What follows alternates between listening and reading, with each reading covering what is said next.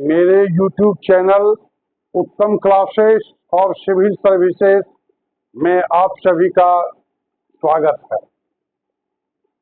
आज सबसे पहले मैं एक भूल सुधार करना चाहता हूं। लेटेस्ट वीडियो जिसका हेडिंग था करंट अफेयर्स सीरियल नंबर 2, जिसमें मैंने बिहार राज्य मंत्रिपरिषद के बारे में चर्चा की थी, तो उस क्रम में माननीय मंत्री श्री प्रेम कुमार, जो संप्रति सहकारिता एवं पर्यावरण, वन व जलवायु परिवर्तन विभाग के मंत्री हैं, तो उनकी चर्चा के क्रम में मैंने उन्हें भूतपूर्व उप मुख्यमंत्री बता दिया था, जबकि माननीय श्री प्रेम कुमार भूतपूर्व उप मुख्यमंत्री नहीं रहे हैं, बल्कि माननीय श्री तारकिशोर प्रसाद भूतपूर्व उप मुख्यमंत्री रहे हैं। संभवतः तत्क्षण मेरे अवचेतन में माननीय श्री तारकिशोर प्रसाद के स्थान पर माननीय श्री प्रेम कुमार का नाम बैठा हुआ होगा। इसी कारण से यह चूक मुझसे हो गया, जिसके लिए मुझे खेद है। इसे आप स्लिप ऑफ द ब्रेन या स्लिप ऑफ द टंग के रूप में भी समझ सकते हैं। तो इस क्रम में सबसे पहले मैं चाहता हूं कि आप लोगों को बिहार में जो जो व्यक्ति अभी तक उप मुख्यमंत्री के पद को सुशोभित किए हैं, अर्थात डिप्टी चीफ मिनिस्टर बने हैं, उनके नामों की सूची मैं आपके सामने प्रस्तुत कर दूं। बिहार के उप मुख्यमंत्रियों की सूची।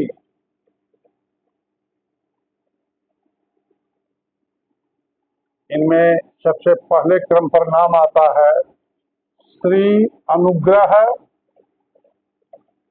नारायण सिन्हा का। दूसरे क्रम पर नाम आता है श्री कर्पूरी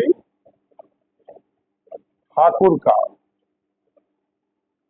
तीसरे क्रम पर नाम आता है श्री सुशील कुमार मोदी का। चौथे क्रम में नाम आता है श्री तेजस्वी प्रसाद यादव का। पांचवें क्रम में नाम आता है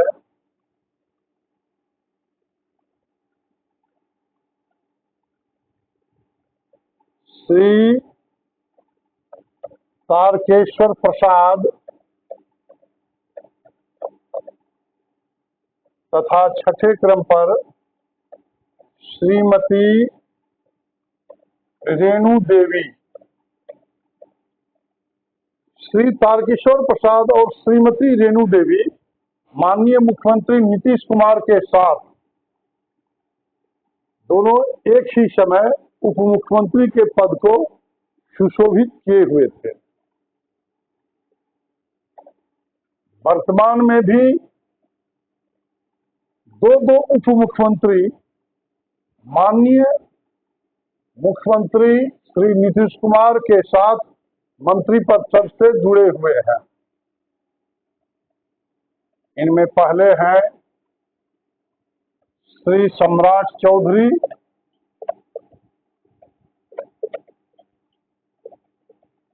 तथा दूसरे हैं श्री विजय कुमार सिन्हा। ये दोनों अभी एक साथ उप मुख्यमंत्री के पद को सुशोभित कर रहे हैं। तो जिन नामों की चर्चा मैंने अभी की, यही लोग बिहार के समय समय पर उप मुख्यमंत्री के पद को सुशोभित किए हैं।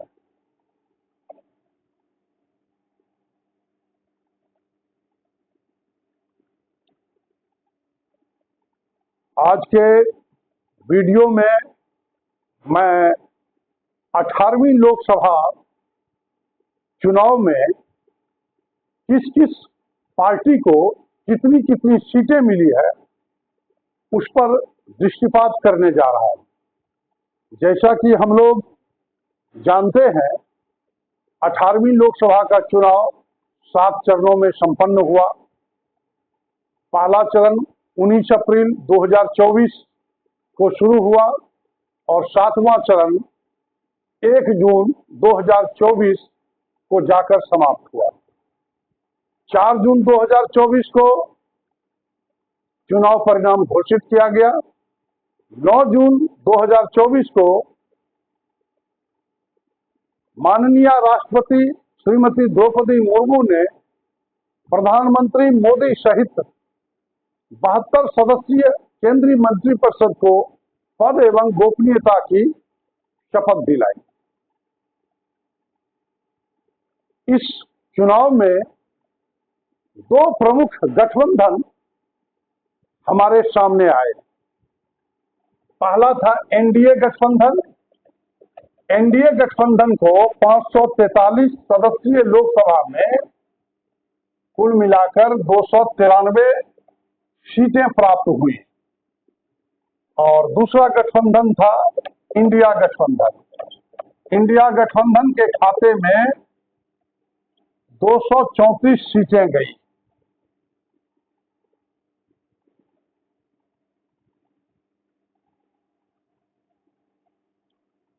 अब मैं बारी बारी से 543 सदस्यीय लोकसभा में इस 18वीं लोकसभा में किस किस पार्टी को कितनी कितनी सीटें मिली है उनके बारे में बताने जा रहा हूं। 18वीं लोकसभा चुनाव 2024 दलगत स्थिति, ये हमारा हेडलाइन हुआ।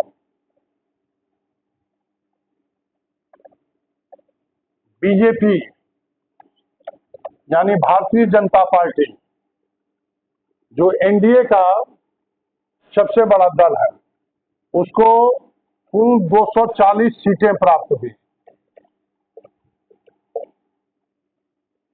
दूसरे नंबर पर इंडियन नेशनल कांग्रेस,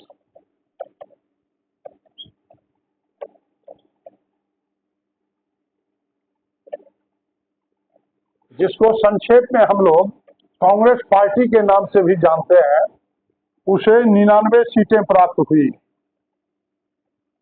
तीसरे नंबर पर नाम आता है समाजवादी पार्टी का। ये अखिलेश यादव की पार्टी है। समाजवादी पार्टी को 37 सीटें प्राप्त हुई।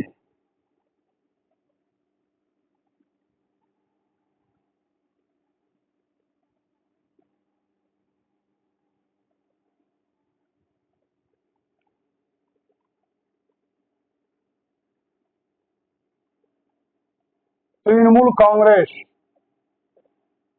ये ममता बनर्जी की पार्टी है और तृणमूल कांग्रेस पार्टी को 29 सीटें मिली। 5वें क्रम पर नाम आता है द्रविड़ मुनेत्र कड़गम।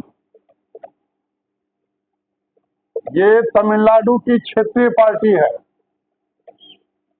और ये वर्तमान में तमिलनाडु राज्य की सत्ताधारी पार्टी भी है। एम के स्टालिन इस पार्टी के नेता है। द्रविड़ मुनेत्र कड़गम यानी डीएमके को 22 सीटों की प्राप्ति हुई। छठे क्रम पर नाम आता है तेलुगु देशम पार्टी का।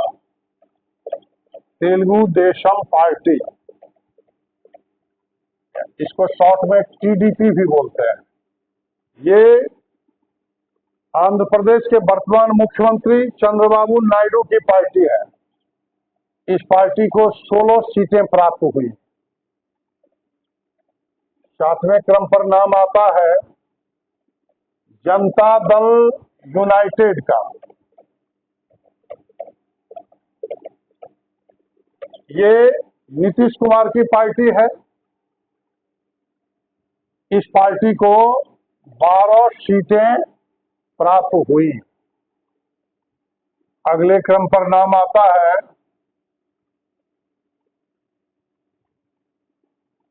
शिवसेना। शिवसेना यूबीटी। यूबीटी का मतलब हुआ उद्धव बाला साहेब ठाकरे, यानी इसको हम लोग शिवसेना उद्धव ठाकरे गुट समझ सकते हैं। इस पार्टी को 9 सीटें मिली। अगले क्रम पर नाम आता है राष्ट्रवादी कांग्रेस पार्टी।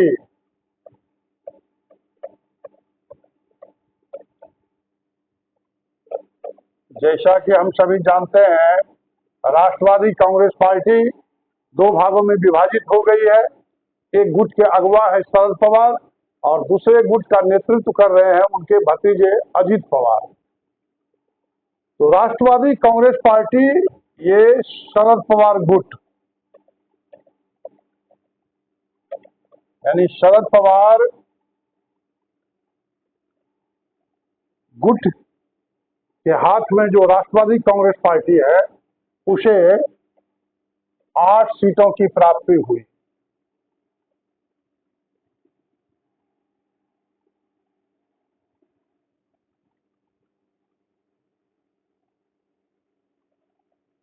अगले क्रम पर नाम आता है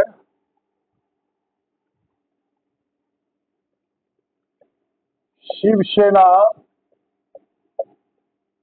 शिंदे गुट।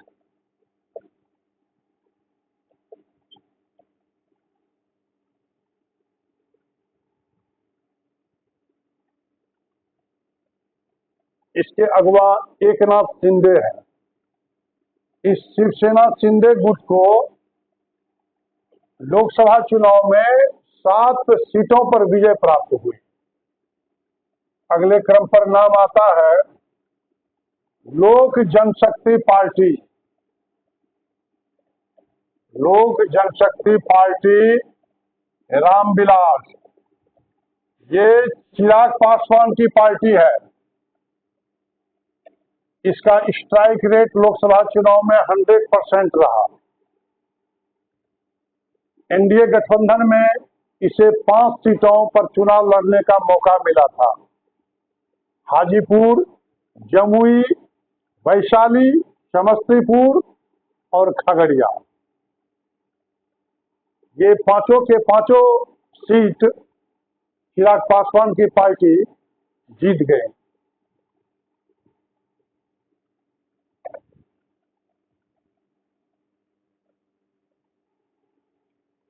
अगले क्रम पर नाम आता है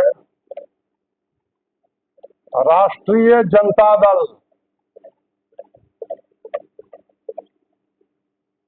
ये लालू यादव जी और तेजस्वी यादव की पार्टी है। इस पार्टी को लोकसभा चुनाव में 4 सीटों पर विजय प्राप्त हुई। अगले क्रम पर नाम आता है वाईएसआर कांग्रेस पार्टी।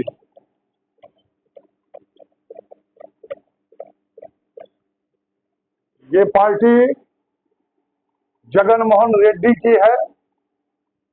इसे भी 4 सीटों पर विजय प्राप्त हुई। अगले क्रम पर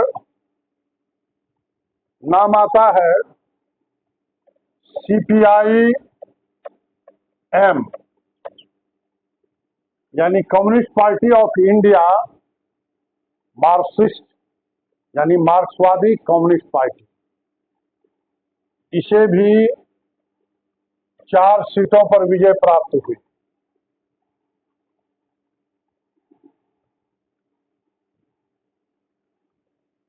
अगले क्रम पर नाम आता है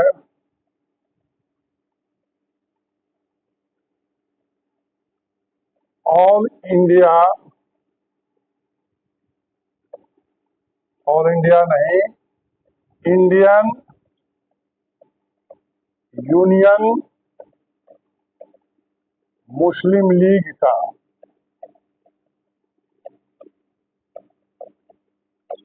इसे 3 सीटों पर विजय प्राप्त हुई।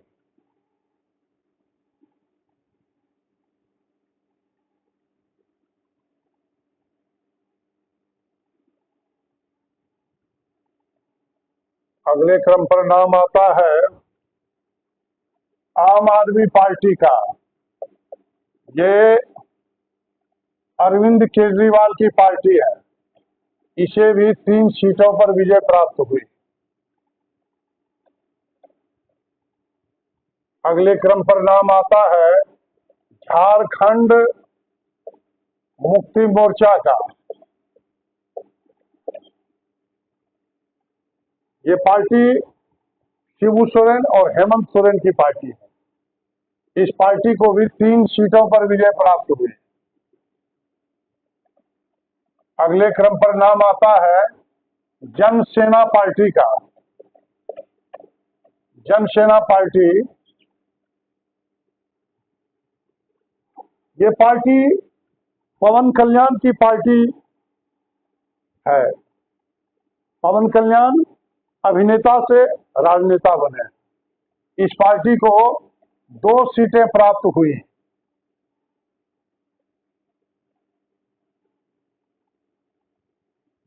अगले क्रम पर नाम आता है CPI का, यानी कम्युनिस्ट पार्टी ऑफ इंडिया। इसे भी 2 सीटों की प्राप्ति हुई। अगले क्रम पर नाम आता है CPI ML का, यानी कम्युनिस्ट पार्टी ऑफ इंडिया मार्क्सवादी लेनिनवादी। इसे भी 2 सीटों की प्राप्ति हुई। अगले क्रम पर नाम आता है राष्ट्रीय लोक दल का। ये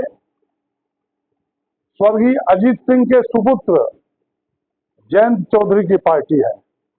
पहले इस पार्टी से स्वर्गीय अजीत सिंह और भूतपूर्व प्रधानमंत्री स्वर्गीय चौधरी चरण सिंह जुड़े हुए थे। इस पार्टी को भी 2 सीटों पर विजय प्राप्त हुई है।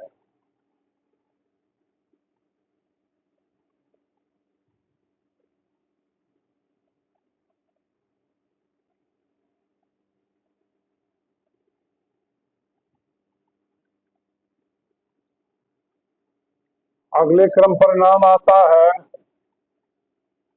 असम गण परिषद का।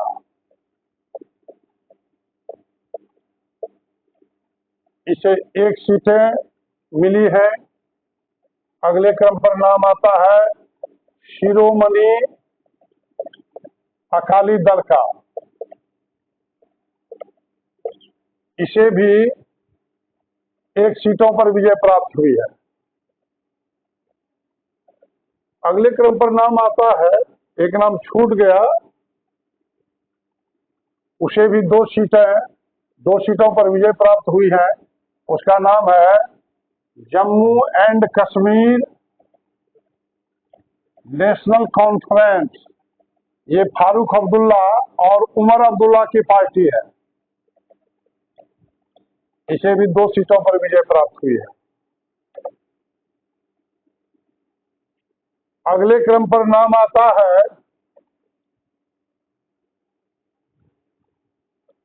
AIMIM, यानी ऑल इंडिया मजलिस ए इत्तेहादुल मुसलमीन। ये असदुद्दीन ओवैसी की पार्टी है। इसे भी 1 सीटों पर विजय प्राप्त हुई है। एक और नाम छूट गया जो मुझे स्मरण में आ रहा है, VCK। इसका पूरा नाम है इस पार्टी का विदु थलाई चिरू थैगल काची। ये तमिलनाडु की क्षेत्रीय पार्टी है। इसे भी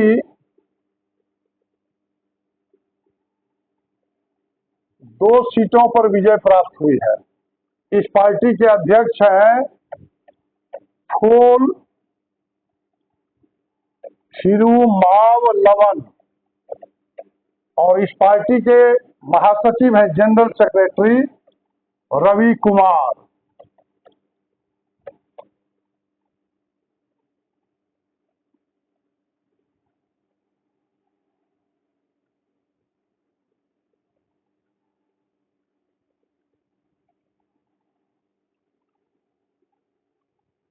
अगले क्रम पर नाम आता है अपना दल सोनेलाल का। इसे 1 सीटों पर विजय प्राप्त हुई है। अगले क्रम पर नाम आता है आजाद समाज पार्टी का।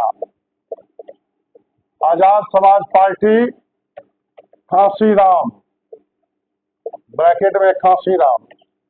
इस पार्टी के अगुवा है चंद्रशेखर आजाद। इस पार्टी को भी 1 सीट पर विजय प्राप्त हुई है। अगले क्रम में नाम आता है हिंदुस्तानी आवाम मोर्चा का। आवाम मोर्चा सेकुलर का। इस पार्टी के संरक्षक बिहार के भूतपूर्व मुख्यमंत्री माननीय श्री जीतन राम मांझी है। इस पार्टी को भी 1 सीट पर विजय प्राप्त हुई है।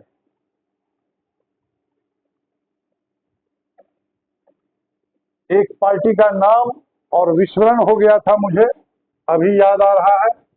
उसका नाम है जनता दल सेकुलर। जनता दल सेकुलर। ये भारत के भूतपूर्व प्रधानमंत्री माननीय श्री HD देवगौड़ा की पार्टी है।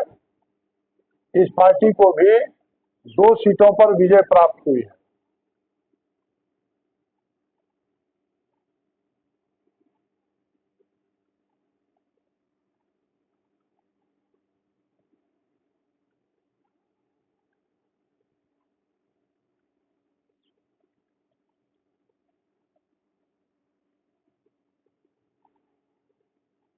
और निर्दलीय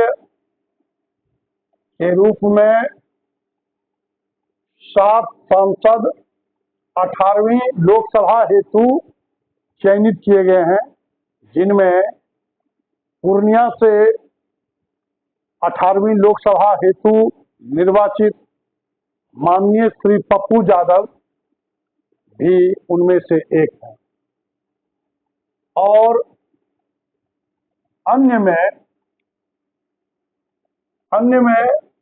हम लोग 543 में कुल गिनती में जितना अवशेष रह गया उसको हम लोग समझ सकते हैं। तो यही था 18वीं लोकसभा के चुनाव का लेखा जोखा, अर्थात इस चुनाव में किस पार्टी को कितनी कितनी सीटें मिली है, उनकी जानकारी आवश्यक थी, जो लक्षित परीक्षार्थियों के लिए काफी लाभदायक साबित होगा। तो आज के वीडियो में बस इतना ही।